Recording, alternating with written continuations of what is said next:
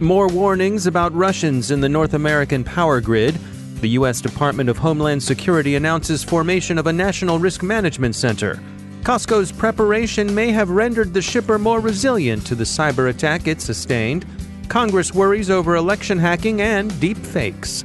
Electronic warfare is back, and an altcoin platform is hacked. A carder goes to jail, an alleged SIM swapper is arrested, and coaches behave badly.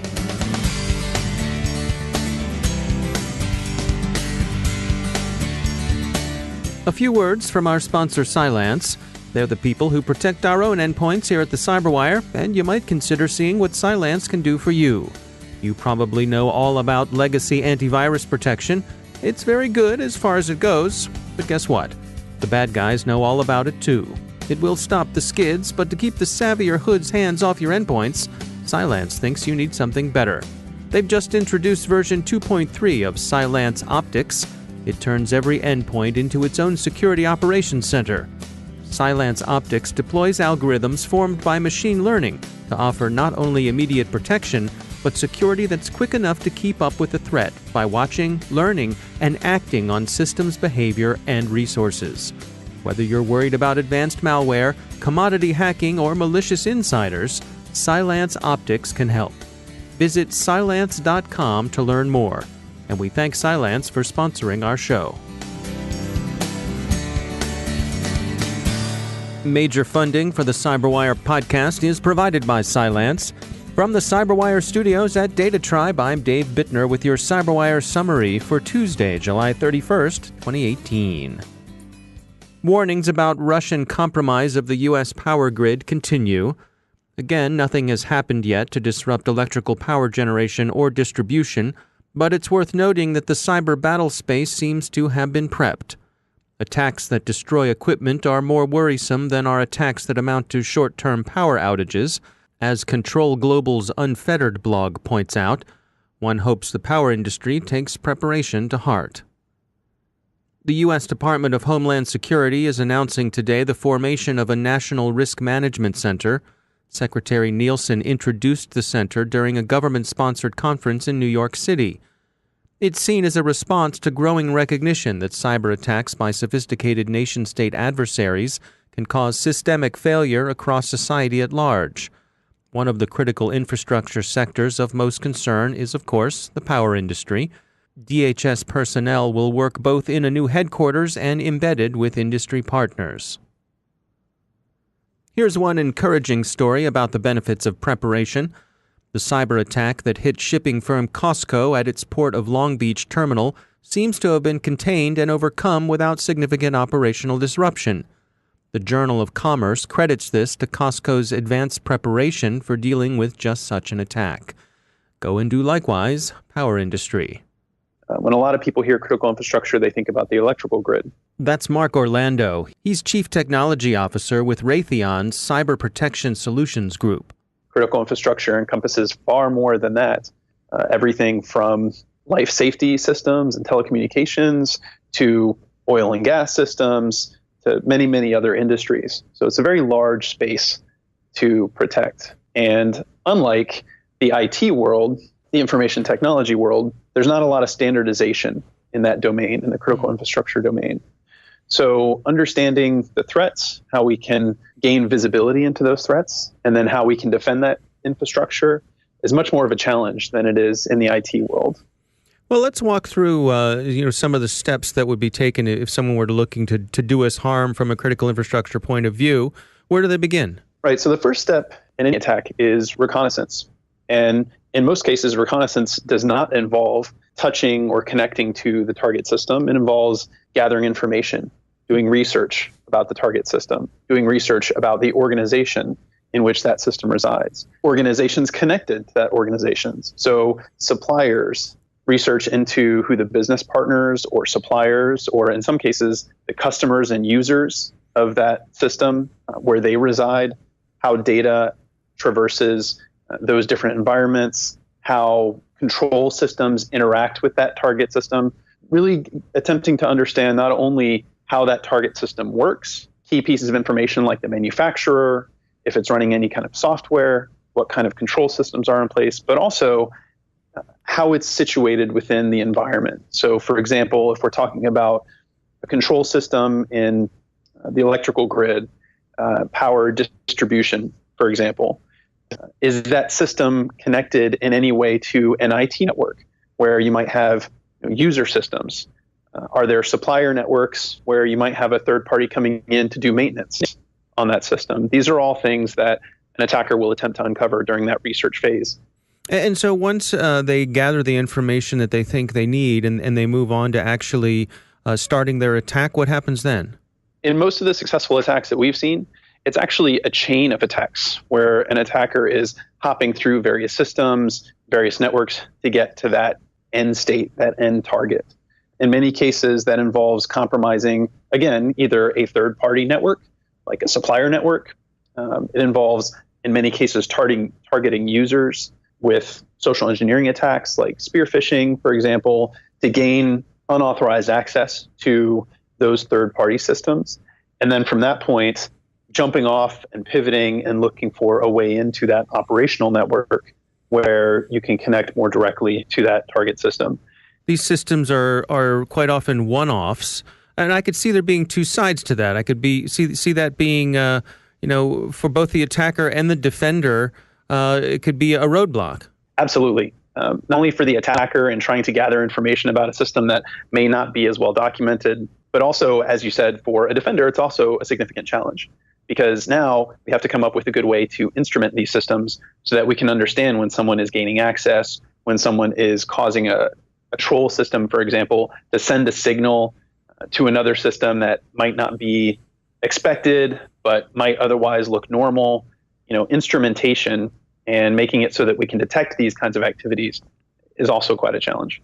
But I think we definitely have a long way to go in terms of understanding at a very technical and a very tactical level how we can harden these systems to attack, how we can identify and quickly respond to attacks when they occur. That's Mark Orlando from Raytheon. Worries about influence operations or direct manipulation of midterm voting also continue. Senator Shaheen, a Democrat of New Hampshire, says that office holders and political parties are often targets of phishing attacks, and that the experience reported by Senator McCaskill, a Democrat of Missouri, isn't an outlier.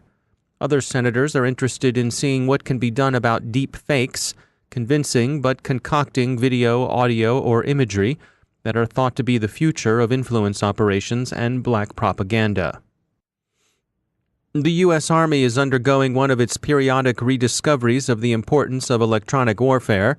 This time, the precipitating cause is Russian jamming of U.S. forces operating in and around Syria. What's that, officer? No, we're not up to anything. It's just us out here on the police beat. And we see there's been another cryptocurrency theft. Kick ICO lost $7.7 million to creative destruction hacking of its tokens. The story has a happy ending so far. The platform says it has recovered the stolen tokens and is in the process of returning them to their owners. The method the thieves used, however, is interesting. Security measures used to detect theft of altcoins often rely on detecting quick, unexplained changes in the number of tokens available on the market. And this, in fact, is what Kick ICO's security did. To avoid detection, the thieves obtained the cryptographic key that controls the platform's smart contracts and used it to destroy existing coins and recreate them in the same amount. Kick ICO became aware of what was up when users complained that all of a sudden their wallets were empty. The complaining users reported the loss of an aggregate of about $800,000, but upon investigation it turned out that the criminals were more ambitious by an order of magnitude. Checkpoint reports that a criminal going by the name Master134 is running a successful malvertising campaign across the HighBids advertising platform. Master134 has redirected stolen traffic from more than 10,000 compromised WordPress sites and resold it to Adstera, which in turn sold the traffic to advertising resellers. The malicious advertising carries ransomware, Trojans, and so on. The hijacked traffic gives an initial appearance of connecting to legitimate sites and well-known brands, so beware. Proofpoint describes a new version of AZO Rult it's observed in the wild.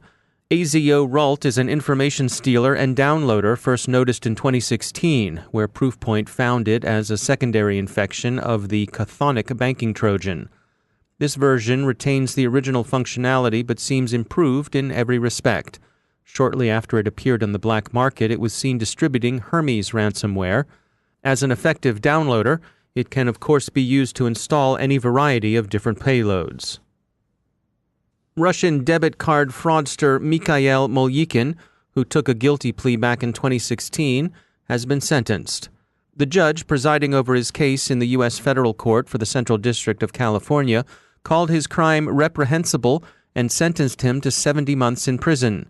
Molyikin's theft, amounting to some $4.1 million, affected third-party administrators of flexible spending accounts and COBRA services. One of the companies he and his 5 criminal associates hit was driven out of business. Molyikin will also forfeit ill-gotten gains, to wit, $1.3 million in cash, $22,000 in gift cards, several gold bars, and a classic pony car, a 1966 Ford Mustang.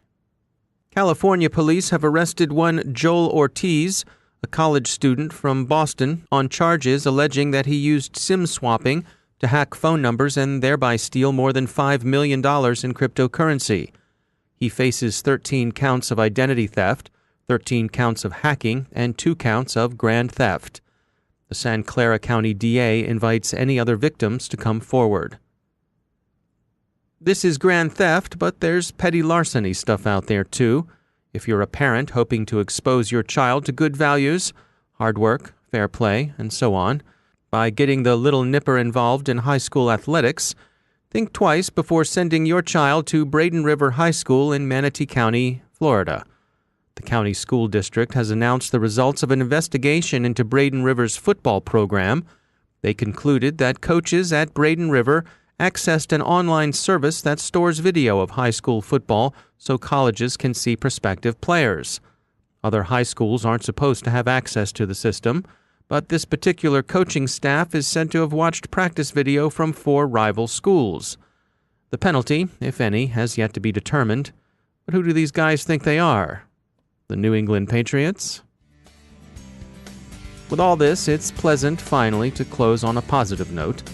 The Security Industry Association has opened nominations for its 2018 George R. Lippert Memorial Award, which recognizes distinguished, long-term, selfless service to the security industry. Nominations are due by August 24th. You can learn more at securityindustry.org.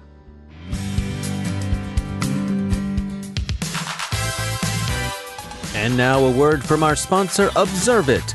What in the world could old 80s technology have in common with insider threat management? Well, visit the Observit booth at Black Hat in Vegas to find out. They're going back to the 80s to reminisce about throwback technology and show you how to take a 21st century approach to your insider threat management strategy. Your Nintendo, floppy disks, and OG Macintosh computer will all be there next to your dusty DLP solution to remind you why #Throwback Thursday technology should stay in the past. It's time to go back to the future with Observit for a more complete and modern approach to data loss prevention. Gain visibility and insights into user and file activity instead of simply locking data down with cumbersome tags, limitations, and rules. And before you head out, take Observit's quiz on which 80s pop culture icon best represents your insider threat management strategy. Whether you're Han Solo, Tron, or Egon from Ghostbusters, you're a pretty righteous dude. Visit observit.com/cyberwire and take that quiz today. That's observit.com/cyberwire, and we thank Observit for sponsoring our show.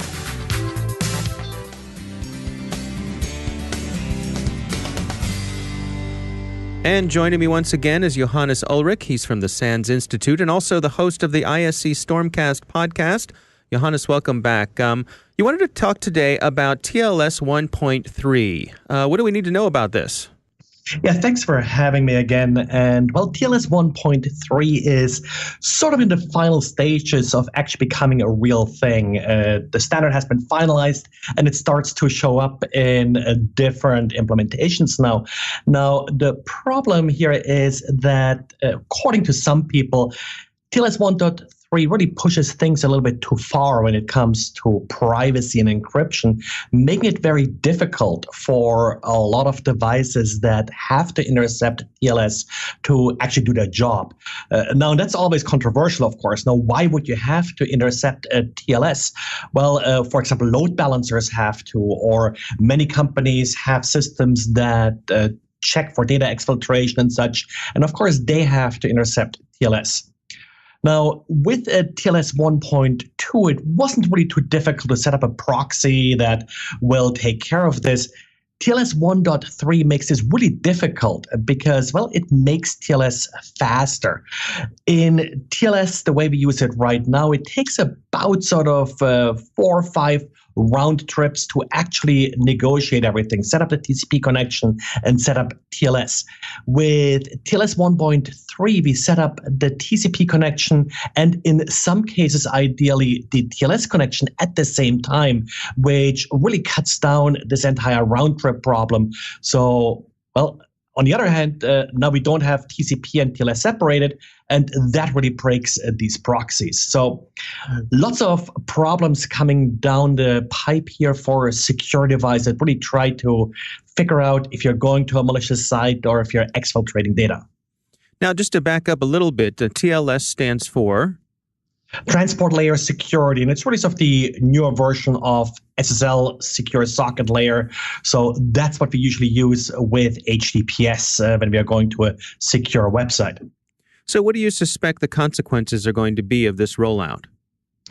Well, I think what will happen at first is that a lot of sites just won't support TLS 1.3 because they have to wait for these man-in-the-middle devices really to become ready and to really support this new protocol. So I think it will delay the rollout first of all. In the end, we'll have to see if the added privacy is something people are willing to pay for in terms of not having all of their favorite websites work as they expect to. And will it be seamless to the user? How much is it going to interfere with day-to-day operations? For the user, it will be seamless if it works. Now, what may, of course, happen is if you run into these cases where these middle boxes intercept TLS, then, of course, it may just break the site. And that always has sort of been a little bit of a problem where what happens if a TLS breaks a connection? That's sort of the intent here. It wants to alert the user, hey, someone is trying to mess with your connection. But one problem has been in the past that then users try to find a way to get to the site without TLS. And that's, of course, actually less secure than doing it via TLS 1.2. All right, well, we'll see how it rolls out. As always, thanks for sharing the information. Johannes Ullrich, thanks for joining us. Thank you. And that's the CyberWire. For links to all the stories mentioned in today's podcast, check out our daily news brief at thecyberwire.com. Thanks to all of our sponsors for making the CyberWire possible, especially to our sustaining sponsor, Cylance. To find out how Cylance can help protect you using artificial intelligence, visit Cylance.com. And Cylance is not just a sponsor, we actually use their products to help protect our systems here at the CyberWire. And thanks to our supporting sponsor, VMware, creators of Workspace ONE Intelligence. Learn more at vmware.com. The CyberWire podcast is proudly produced in Maryland out of the startup studios of Data Tribe, where they're co-building the next generation of cybersecurity teams and technology. Our CyberWire editor is John Petrick, social media editor Jennifer Iben, technical editor Chris Russell, executive editor Peter Kilpie, and I'm Dave Bittner. Thanks for listening.